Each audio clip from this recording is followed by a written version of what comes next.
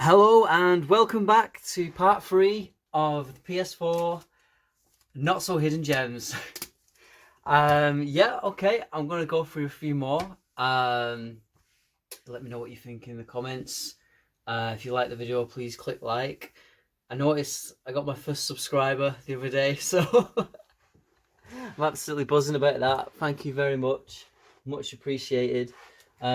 Yeah, so without further ado, here we go. Let's crack on. First game here. I've not actually played this one yet, but it's kind of the sort of game that I enjoy to play. So I have a feeling when I do get around to it, I will like it.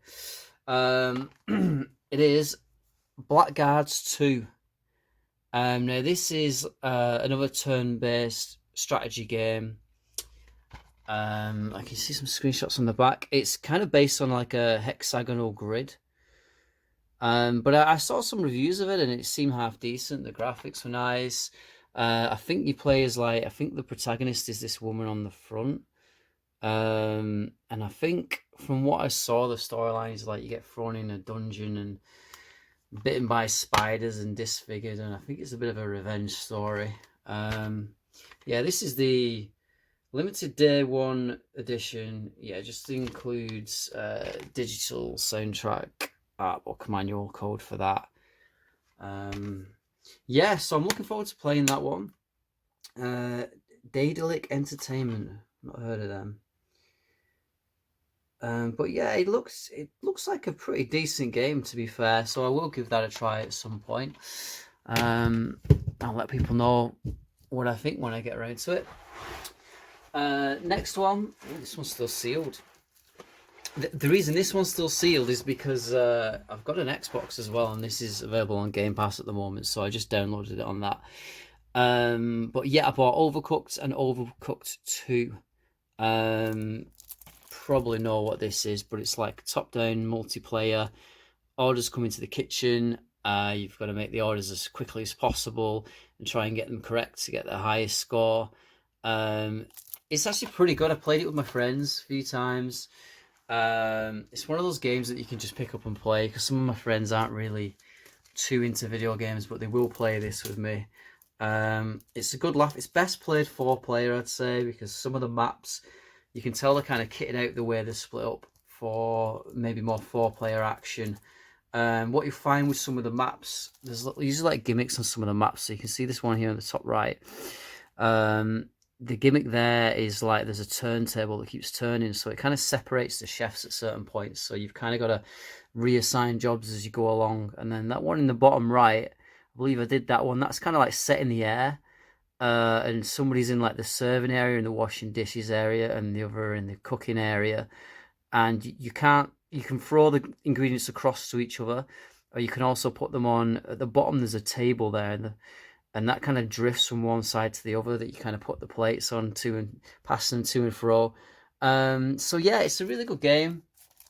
Both are good. Overcooked 1 and Overcooked 2. Both really good games. Team 17, I believe they're the same ones that made Worms. I think this was around about 20 quid. But I thought to get them both on disc is like pretty good.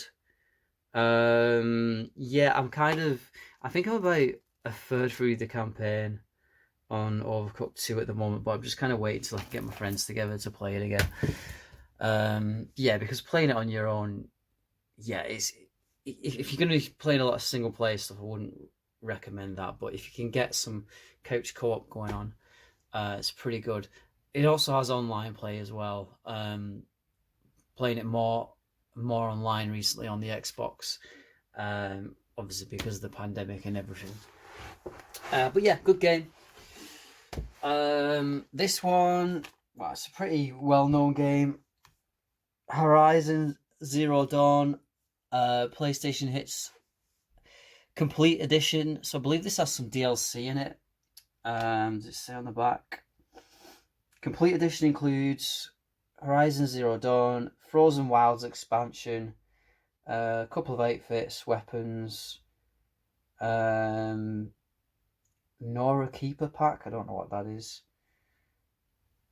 Digital art book, PS4 Steam voucher code. Yeah, and actually, it does have a manual in here, but it's nothing. I'm not going to show that because it's nothing spectacular. It's got the code in it as well. Yeah, not played it yet, but it's one of those games where it just looked really cool, and I thought, yeah, when I play this, I'm definitely going to enjoy it. I have no doubts about that. I'll get around to it eventually. I tend to play some of the more mainstream games a lot later on than everybody else. Like, I don't get excited about them, and I'm like, yeah, whatever. And then eventually when I do actually play it, I'm like, oh my god, what have I been missing? But yeah, whatever. It's just the way it is. Yeah, so I would recommend picking that up. I think I paid 15 to 20, I think I paid for that. But it's got the DLC and everything. This is the thing as well. If you wait, you can get it with all the DLC. And I know some people are like, if you want to support the developer, pay, full 50 quid for it. But I didn't want it enough to pay it. If I really wanted a game, I would pay that for it. But having said that before, I have been stung in the past, like I mentioned in my first video. Duke Nukem Forever, like, I can't even believe. I mean, that game, how they even released that and put that price tag on it with a straight face. It's just disgusting, And I know not all developers are the same, but more and more these days, you're getting games released half cooked. I mean, look at CD Projekt Red with Cyberpunk. Everyone was so excited about that. I didn't get excited about it at all. And I think they've patched it a lot now and it's a lot better. My friend says he's got it. It's all right. He hasn't experienced too many issues. And I do believe if I bought it and played it, it'd be a good game. But if I bought it and played it and spent full whack on it, I'd be a bit annoyed, So, yeah, it's just not acceptable releasing a game like that. If it's going to take longer to come out, then it's going to take longer to come out. I'd rather them do that and it'd be a quality title. Then just fire it out and it's just an absolute steaming pile of poo, So, yeah. Next one, well-known one. Doom Eternal. I think I've played like a couple of hours of this. Yeah, awesome. Just action, shooting, tearing up demons, brilliant. Not going to say too much about it because pretty much everyone knows what it is. What I will say, which might be a little bit controversial, but I did prefer the Doom before it. I just thought, I don't know why I prefer the Doom before it. I just felt it played smoother and it was simpler. I would say there's a higher skill level to this one. So call me rubbish or whatever, but sometimes I just want to be brainless and just shoot stuff off and chop it in half and tear its face off. In this one, I think what I've noticed is like there's less ammo in the guns, so it kind of prompts you to switch guns more and think more. You get like a shoulder cannon that shoots flames and stuff, so it's about like you're always on the fly, switching and changing. And to be fair, when combat goes well and you do things well, or you watch someone who's like a skilled player at it, it is kind of like a thing of beauty. So I can understand why they went for that design angle with it. It's not a bad game. It's definitely not a bad game. I will complete it at some point. For me, I did prefer the first one. But yeah, that's just me. Both good games on, and both definitely worth having in your collection. Yeah. So next one, let's do this one. Yeah, I've actually got this on Switch as well. My friend bought it for me as a present, which is very good of him. Ni no Kuni, Wrath of the White Wrath of the White Witch remastered. This was actually a game that was on the PS3. I would kind of liken it to like Pokemon. You can see there on the far right, it's got like these little sidekicks, and you can use the monsters in battle and like upgrade them. And you also have like a magic wand and a spell book. You kind of get sucked into this other world. The graphics are gorgeous on this game. Even on the PS3 version, they're gorgeous. And the story is very like, I remember when I played it at the beginning of like the opening cutscene and everything, it's just like you're watching a cartoon, and it kind of but it's like it's a little bit like seamless for me. That it kind of blends well, the kind of cartoons to the actual gameplay. It is really good. I played quite a bit of it. I probably will finish it at some point. Um, but yeah, definitely a good game. I was actually looking to get it for ages on the PS3, and I saw it for like £9, and I should have picked it up for £9, really. Well, in hindsight, not really, but I don't know why I never pulled the trigger on it. But then eventually, yeah, I saw they were remastering it for the PS4, so I was like, right, I'm getting it, definitely getting it, and I did. And I did not regret it. Very good game. There's actually a sequel out as well on the PS4. I can't remember the name of that one. The main character looked a bit goofy in it to me. He had like ears. Not that's the reason I didn't get it. I've just not got around to it yet. But I'd probably want to complete the first Ni no Kuni first. But definitely, if you're into RPGs and that kind of the anime style graphics, but it kind of looks like the cartoon. Do you know what it reminds me of? There was a TV series on TV ages ago, years and years ago, called The Moomins. And the kind of art style reminds me of that. Don't know if anyone remembers The Moomins. I think it's called The Moomins. It sort of reminds me of that a little bit, yeah. So maybe there's a little bit of nostalgia there, I don't know. But yeah, great game. Definitely pick it up. I think I did pay about might pay about £25 for that. Don't know what it's worth now. I bought that probably over a year ago. But yeah, brilliant game. Definitely worth having in your collection if you can pick it up. Yeah, next one. Now this one was expensive. This one isn't cheap. I think I paid like 35-40 quid. Wreckfest. Like I said, if I do really want a game, I will pay that bit more. But I do my research now. Deluxe edition includes season pass. Yeah, you basically get loads of like extra cars and stuff. It's basically like Destruction Derby. It's not AAA, but it's what I would say is very close to AAA. I mean, you can see they can ride combine harvesters. You can ride what do you call them, like caravans, big trucks, buses.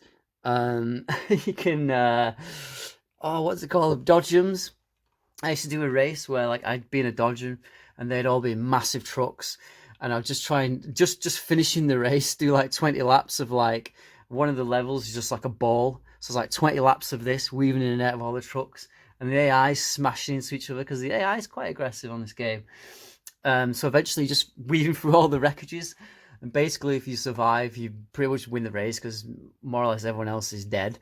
But at the same time, you're really fragile because you're just in like a blooming Dodgem. Awesome game. Also, the actual physics on the cars getting smashed up and stuff are really good. You get absolutely battered. You can literally like get so smashed up that you're almost like smashed into like a little cube sometimes. Yeah, or you can get smashed up to where it like affects kind of like your steering and stuff. I don't know whether that was intentional or not, or whether it was just a bit of jank, to be honest. That like, I mean, it's realistic, but I don't know if they intended it, or I couldn't really figure that out in places. But there are situations where you can get hit so hard, like it kind of buggers your engine up. And no, to be fair, it was intentional thinking about it, because I'm pretty sure if I think back, like on your hood, it kind of displays like the status of your brakes and your gears and stuff like that. So they obviously do that because they can get damaged. There's other levels as well where it's not necessarily a race, it's just everyone smashing into each other, and it's whoever can get the most kind of KOs. And you just kind of keep respawning so you can get as many KOs as you can. It's a really fun game. I quite like the music in it as well. It's like kind of metally rock. I suppose the only negative I would say is could maybe do with a few more cars. Not that there's a small selection of cars, but I guess we get spoilt with things like Forza and then, you know, so then all of a sudden when you've only got a selection of 25 cars, you're like, oh, it's not enough.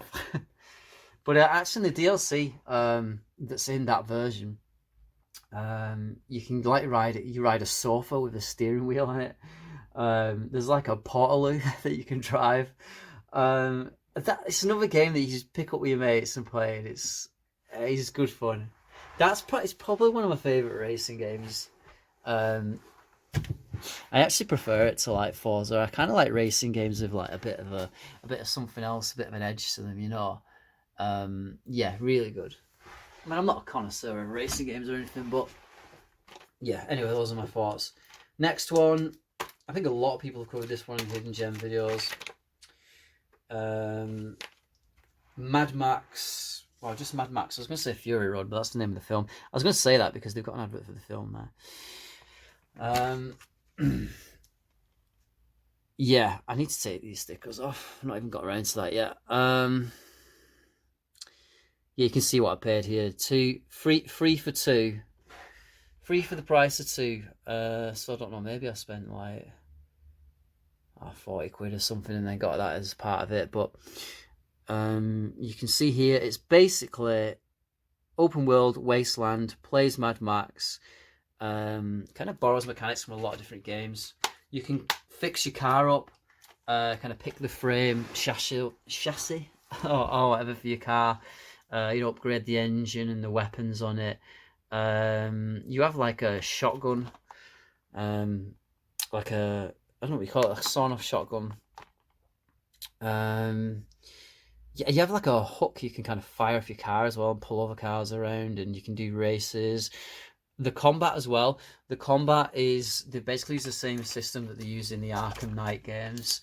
So it's like, they get the little blue alert thing above the head if you can counter them, or it's a yellow one if they're going to try and stab you, etc, etc. So yeah, and I can't knock that combat system. I do quite enjoy that, and obviously on harder difficulties you don't quite get the same warnings, so you have to kind of more see when they're telegraphing the moves, if you want a bit more of a challenge. Yeah, it's really good. The only thing I would say about the combat, like Arkham Knight, Batman's like athletic, whatever, he's flipping around everywhere straight away, kicking him and stuff. In Mad Max, he's not doing backflips and stuff like that. It's more just like fist fighting. So in a way, at first I was kind of like, oh, this is a bit boring. But then as you start unlocking some of the extra moves and the finishes, it's pretty brutal, some of the things you can do, and the combat gets a lot more like varied. So what I would say is, if you find the combat a little boring at first, just kind of stick with it. Like, it will get better. It's a good game, and to be honest, I mean, what, free for two, and I paid like 40 quid. I bet you can get it cheaper than whatever that works that I paid for it. What, like 13 quid or whatever. You get it cheaper than that. I bet you get it off Amazon for like 8 quid, including postage or something, and it's a really good game. I've noticed it's come up in quite a few Hidden Gem videos. It just seems to get released and go completely under the radar.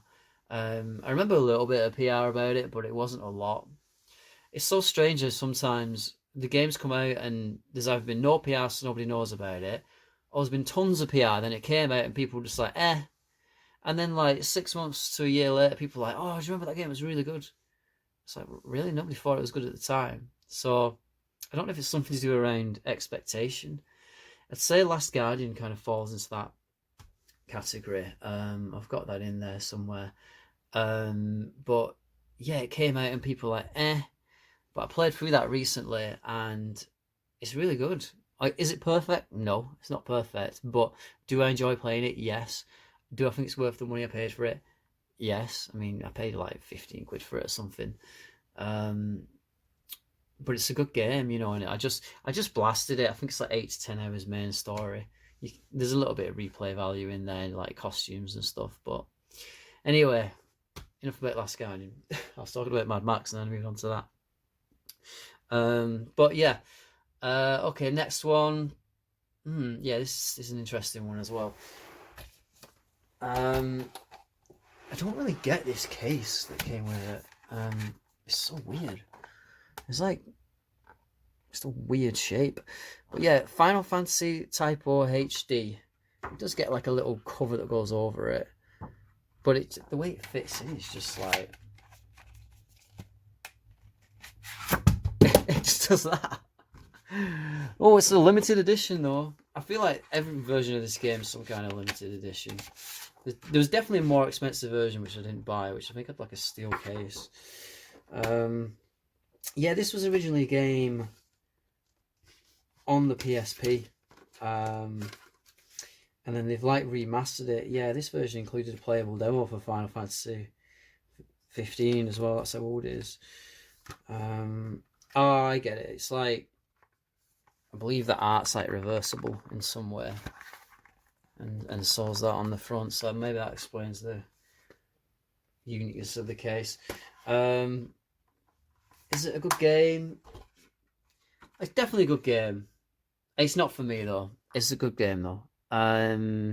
It's Final Fantasy. I'd say the combat's probably more close to something like Kingdom Hearts. You can kind of play as different, like it's like a class and it's like a school that teaches people in combat, and you play as the different students who all have different weapons. I think the main guy in the front, he like throws like playing cards, like a lame version of Gambit, basically. It was all right though, you know. The combat for me it didn't really click. Like I played Kingdom Hearts and I actually thought the combat was better in that. But having said that, it's still, even though it's a PSP game, it looks pretty good. Like they've obviously up-res the textures and stuff. The music's good. It takes a more serious approach to like war and death. I remember in the first cutscene you see like a dead Chocobo, like that's been killed and its owners died, and it's like it kind of brings about the more realism of war.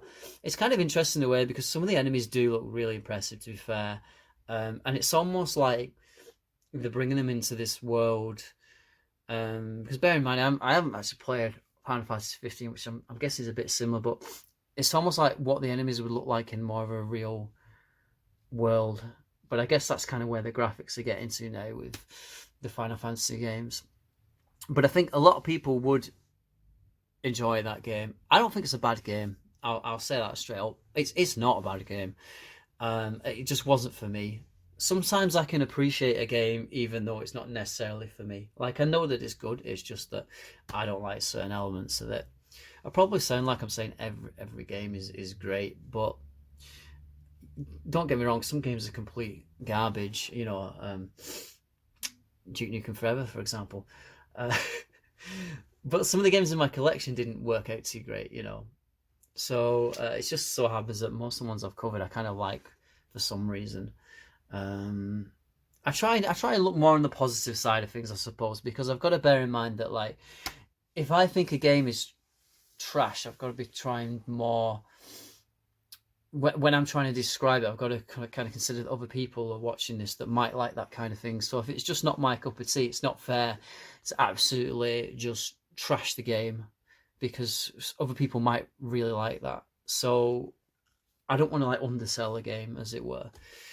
Like Final Fantasy Type O, I wasn't feeling it, but I can't give you a reason why it was just terrible or bad because it wasn't.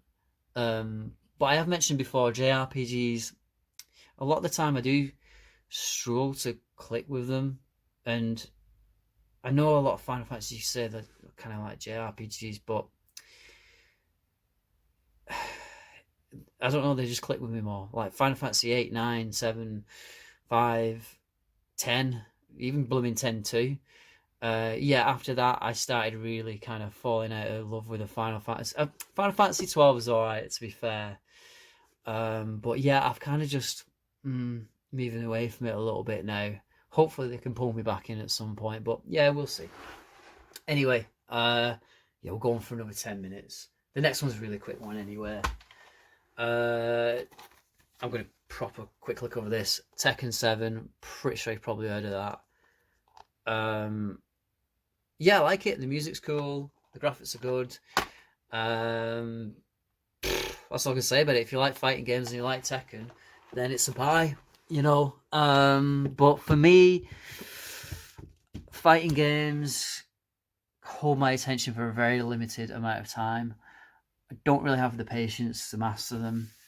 Sometimes I did play Tekken 7 quite a bit, to be fair, because they had I think they have like this kind of treasure mode where you keep fighting enemies and you unlock customizable items. So I really enjoyed customizing the character and playing through that, and I was playing that on like the highest difficulty. So I wouldn't say I was bad at Tekken at all, because I did win a few online games as well. I'm not a master by any stretch of the imagination, but I definitely got competent with it, and it was enjoyable. But what I found is, like Tekken 6 customization, for example, is a lot more wider and varied than in Tekken 7.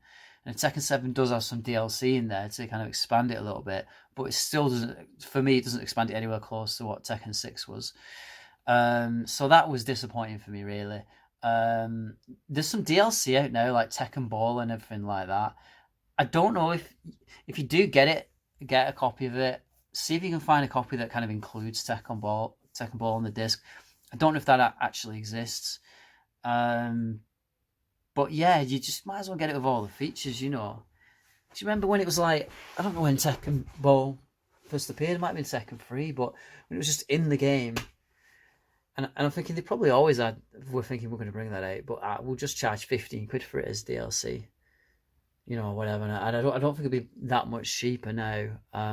That's the issue with DLC. The price hardly ever drops. You have to kind of wait for a sale. It doesn't just depreciate in value. And you know what annoys me the most about that is DLC is basically just data on the server you're downloading. Like it costs them, so there's no cost them for producing the actual media. They could offer it so much cheaper, but I guess it's all about money now. I know I'm probably saying tight or whatever, but yeah, I don't care. It feels good when I get a decent game for a decent price. It feels good, and I don't collect to, resell on and make a lot of money. All these games I buy because I legitimately want to play them. I'm not really about, oh, I want to hold on to this, so it's worth hundreds and hundreds of pounds, and I'll sell it. It's nice to know you've got something that's of value in case you ever desperately need the money. I mean, blimey, I used to have a Vita collection that was huge. Well, I say huge, it was like 50 games, but it was decent size and there was it's pretty decent stuff in there. And, back when I was a lot financially worse off, I had to sell it because I had to pay my bills. I'm gutted I did that, but, I needed to eat and I needed electricity. So, fortunately, I've progressed quite a bit in my career since then, um, but this is why I just think, oh, I'll get them cheap, and then if I'm in a desperate situation, I can make some money back. I'm probably never going to be in that situation again, touch wood. But it's almost like an investment, if I ever have kids or anything, I'd like to think that I'd still have them by then, and I'll pass them on to them, and maybe they can enjoy some of the more older retro stuff, as it were. I mean, it's not retro now, obviously, but in the future it might be. I wish I kind of had this mentality when I was younger and I looked after my games. I really didn't look after my games when I was younger. I had I started on the Amiga, and then I just jumped onto the Super Nintendo, so I didn't even have a NES or anything like that. But it's like, even if I'd have just looked after my Super Nintendo stuff, and I'd lose the boxes, and even like when I had like the Xbox 360, I put the discs in the wrong cases, I'd lose the cases. I put coffee cups on top of the cases and had big dirty rings on them. I just didn't care, and one day I thought, no, I'm going to start looking after my stuff, and it feels so much better. Like, I'm proud of my collection. Anyway, come on, let's crack on. I'm chatting away here. We'll do a couple more. We'll do 3 more because I think there's 2 interesting ones in it, and one. Rockstormers. Yeah, I barely played this, I'll be honest. This is one that Amazon recommended to me. It's like a roguelike. I don't know if you can see there. It's like a 2D side-scrolling dungeon crawling. I think it's co-op, like co-op run and gun, and you can upgrade your gun as you go along, and each run's different. I have played it. It just didn't really grab me too much. I think with a mate on co-op, again, this will be probably a lot more fun. So I'm probably not judging it completely fairly. Although, if I'm being honest, yeah, it's not for me. This is one that I might, sell or trade or something like that. It's I keep saying it's not a bad game.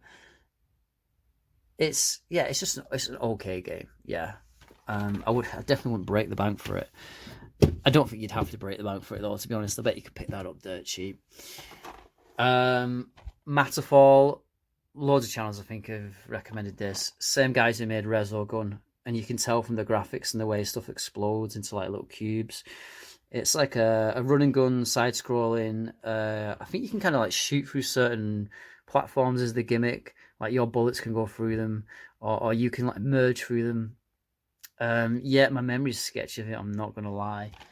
It is a good game. I think I paid about 20 quid for it. I think it's quite short, is what I remember. Don't pay more than 20 quid for it, is what I'd say. But if you can find it at a good price, definitely pick it up. That I think that might be another one as well that, you know, in time might raise in value. So if that's the way you're inclined, you know. Last one. Oh, this one has art book and stickers as well. Oh, I didn't even... Which is mad because I played this and opened it. It's like I forget what's in it and it's like I'm getting a present all over again. Oh, that's so cool. Yeah, Ion Fury.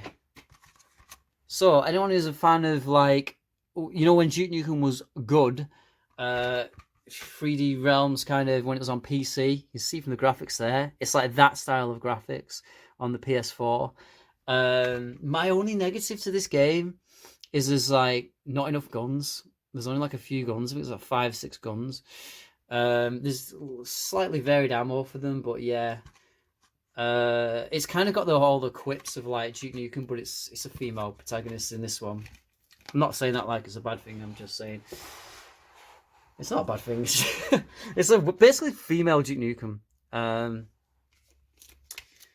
So yeah, if you like those, the other game, is it Shadowrun?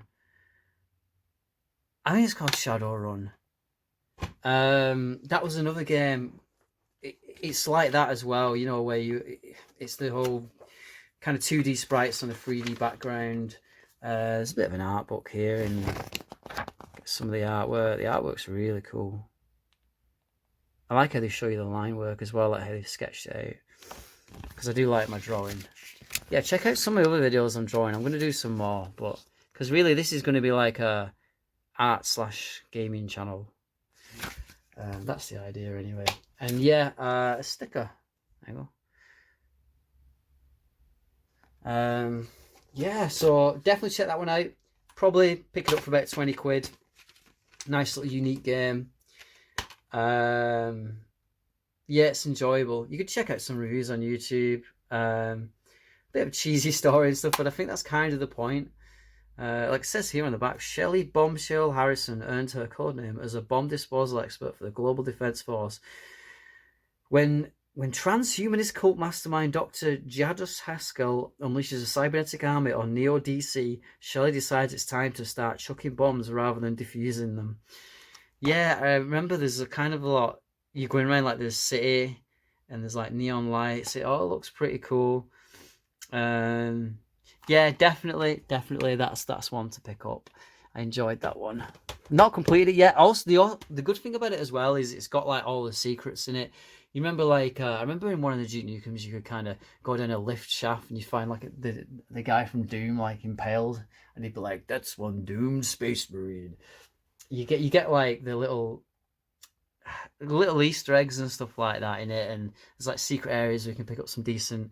I think you can pick up like in their secret areas, the stuff you pick up is more like long-term upgrades to the rest of the game though. Yeah, so it's pretty good, you know, rather than just a ultra health or whatever. Anyway, that's it for part 3. Thank you for taking time to watch. If I get a like or a subscribe, I'll definitely make another one. All right, enjoy the rest of your day. Bye.